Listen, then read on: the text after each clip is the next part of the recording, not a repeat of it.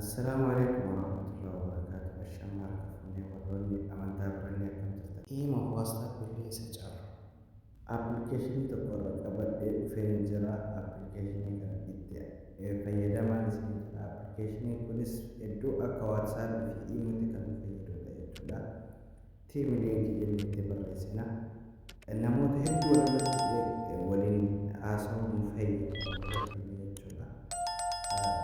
namoonni maatii keessanii subscribe gochuun maatii keessaa warroonni maatii taatanis like commentii akkasuma yaada qabaatan barreessan isin jira haala fayyadama isaanii agarsiisaa afaan bu'aa afirra hoo kunoo open jedhanii jira muufadhee jira jechuudha login sing up isa jedhu kanarra tuqadha jechuudha yeroo tokkoof isa tuqaa login gap kunoo googilii kana tuqaa jechuudha Google tuqa email keetti geessa.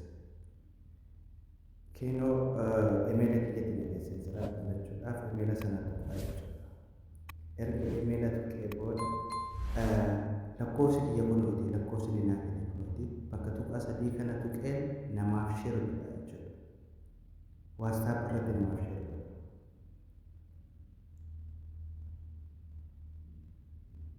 Erga WhatsApp irratti isaaf share godhe inni immoo dhaqee lakkoofsa sana naada wala jechuudha lakkoofsa sana. Keenoo lakkoofsa kana sagantii tokkoof gadi qabatee namni inni ibsuun daadoo godhata jechuudha. Koppii godhata.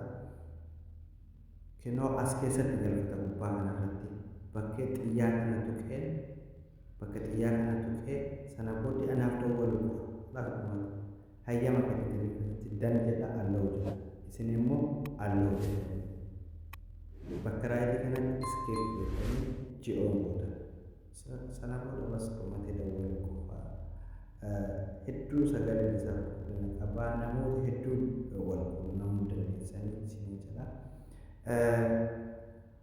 like godhaa koomeentis akkasuma yaada qabaatan subscribe